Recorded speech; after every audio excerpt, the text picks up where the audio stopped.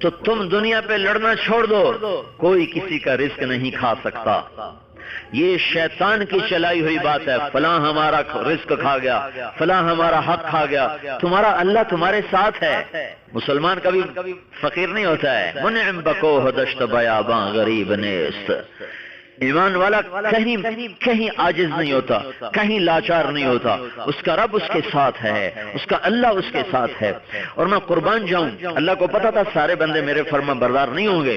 उसने दुआ की कबूलियत के लिए तकवे की शर्त ही नहीं लगाई कि तकवा इख्तियार करोगे तो हमारी दुआ कबूल करूंगा। एक आसान सी शर्त लगाई है कि वो शर्त पूरी कर दो, ले लो।